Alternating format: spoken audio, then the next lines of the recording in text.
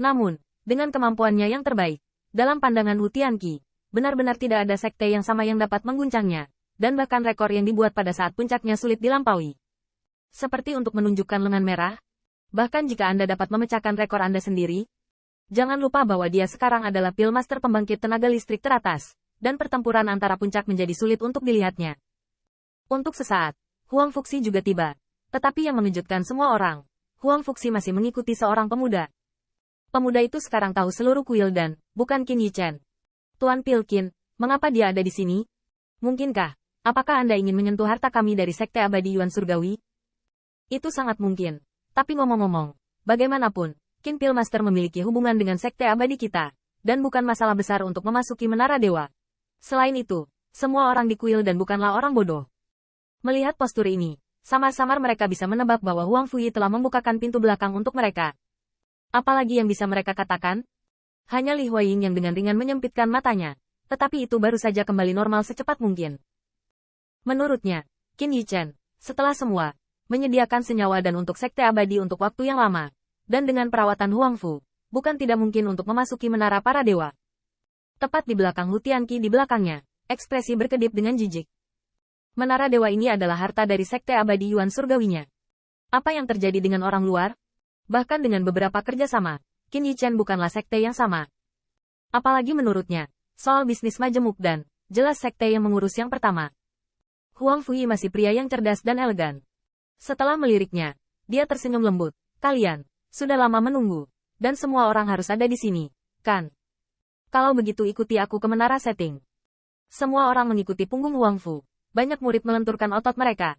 Meskipun mereka tidak dapat menandingi 3 orang berlengan merah. Tetapi ini juga merupakan kesempatan besar untuk diri mereka sendiri. Tapi saya tidak tahu siapa yang memiliki mata tajam, dan memperhatikan Qin Yichen berseru. Lihat, kekuatan roh Master Qin Pill berfluktuasi. Sepertinya, ini sudah yang teratas. Tidak. Saya ingat ketika Qin Pill Master menandatangani kontrak kerjasama dengan sekte kami. Itu hanya tahap akhir dari Ordo Suci.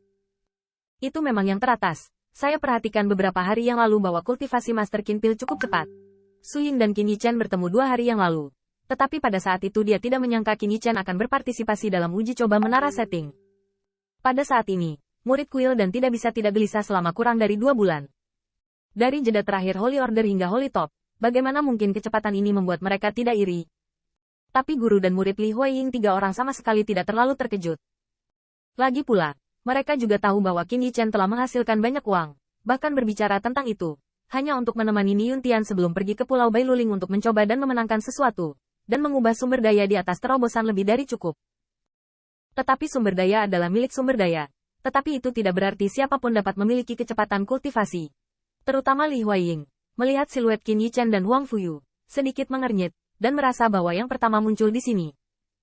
Tidak hanya untuk menjatuhkan harta sekte abadi, jadi Li Huaying berbalik dan berkata, kalian berdua, ingat apa yang baru saja dikatakan guru. Jangan biarkan siapapun melampauinya. Saya harus mengatakan bahwa Li Huaying selalu menganggap Huang Fuyi sebagai tujuan. Tujuan ini tidak hanya terbatas pada dirinya sendiri, tetapi juga meluas ke pengajaran disiplin. Li Huaying adalah yang kedua di kuil dan, tetapi kedua muridnya adalah yang pertama di kuil. Inilah mengapa dia tegas. Li Wenbin sedikit mengangguk, tetapi sama sekali tidak terlalu khawatir. Lagi pula, dia sudah menjadi puncak tahap awal Seon. Bagaimana Qin Yichen dibandingkan dengan dia? Hu Tianqi juga sedikit meremehkan. Bahkan dia selalu merasa bahwa resep majemuk dan majemuk tidak dikembangkan oleh Qin Yichen, tetapi peluang keberuntungan mereka. Tentu saja, Hu Tianqi mengakui bahwa keberuntungan itu penting bagi seseorang, tetapi dia tidak berpikir bahwa berkat keberuntungan Qin Yichen, kemampuan sejati alchemy Dao dapat mengalahkannya. Dalam 2 bulan, kamu telah menghasilkan banyak uang dengan imbalan sumber daya yang berharga, tetapi paling tidak, apakah kamu baru saja menerobos? Memikirkan hal ini, Hu Tianqi menyeringai. Di matanya, Qin Yichen bahkan tidak bisa menunjukkan lengan baju merahnya. Di mana itu layak untuk diperhatikan?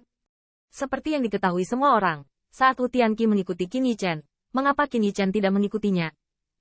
Puncak tahap awal pembangkit tenaga listrik teratas, tampaknya tempat itu harus dimenangkan dari orang lain. Bagaimanapun, kesemek harus dilunakkan, dan selain itu, harus bersaing dengan sekte abadi lainnya di upacara tersebut. Semakin kuat kekuatan keseluruhan, semakin baik. Oleh karena itu, Qin Yichen sebagaimana mestinya menganggap Hu Tianqi sebagai tujuan. Meskipun Qin Yichen agak bersalah karena dia diam-diam mengingat tempat Hu Tianqi, lagi pula, Tanpa kemunculannya yang tiba-tiba, diperkirakan bahwa 3 tempat kuil dan sekte abadi Yuan Surgawi sudah lama tidak terbantahkan. Tapi Qin Yichen segera lega. Bagaimanapun, ini adalah dunia pembangkit tenaga listrik yang dihormati. Dan ngomong-ngomong, jika Hu Tianqi benar-benar memiliki kemampuan, bahkan jika dia memenangkannya dengan keuntungan dunia, dia akan diyakinkan. Adapun pihak lain, apakah dia akan berbicara sebagai orang luar? Candaan. Qin Yichen percaya diri dan memiliki kepedulian terhadap Huang Fuyu. Apakah itu murid kuil sekte dan abadi? Itu hanya langkah opsional itu saja. Setelah beberapa saat, Qin Yichen dan rombongannya akhirnya keluar dari menara setting. Melihatnya, menara setting menjulang ke awan dan berdiri di atas gunung dan gunung, membuat menara ini semakin menyendiri. Gunung tempat menara setting bersandar adalah puncak setting yang mewujudkan Tingwei, tetapi di permukaan, tidak ada yang terlihat. Bagaimanapun, bahkan sekte abadi Yuan Surgawi tidak umum, dan setiap beberapa tahun sekali itu baik. Sudah. Di sebelahnya ada prasasti. Pada prasasti itu, ia memiliki nama yang padat, yang tampaknya merupakan peringkat menara murid dari kuil kuno. Qin Yichen juga melihat nama Su Ying dan Chen Yu di dalamnya. Diperkirakan mereka ditinggalkan ketika mereka menjadi murid. Yang membuatnya sedikit terkejut, nama Li Wenbin dan Hu Tianqi juga ada di prasasti tersebut, meskipun mereka jauh dari puncak yang paling menonjol, yaitu Huang Fuyuan, yang merupakan orang nomor 1, mungkin muncul di prasasti ini. Itu sudah sebuah kemuliaan. Prasasti ini tampaknya untuk mempromosikan dorongan timbal balik di antara para murid. Menara Senting memiliki 7 lapisan. Qin Yichen telah mendengar pertunjukan lengan merah sebelum dia datang. Semakin dia naik, semakin banyak energi yang terkandung dalam Tingwei dan kekuatan roh, dan semakin sulit untuk dipertahankan. Guntur lapisan pertama terendah. Setidaknya Master Pil Suci dapat menjamin bahwa tidak akan ada kerusakan yang tidak disengaja pada lautan kesadaran. Pada gilirannya, yang sesuai adalah Pil Master tahap tengah, terlambat, atas, dan pembangkit tenaga listrik teratas.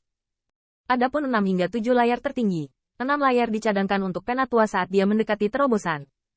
Puncak 7 lapisan dikatakan dicadangkan untuk sekte jenius yang memenuhi syarat untuk meminta dao abadi. Li Huayin melihat ke puncak, matanya berkedip.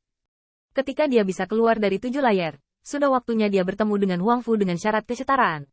Pada saat ini, saya melihat ujung jari Huang Fu menggambar kutukan misterius dengan kekuatan roh, dan riak yang menyelimuti menara setting berangsur-angsur menghilang.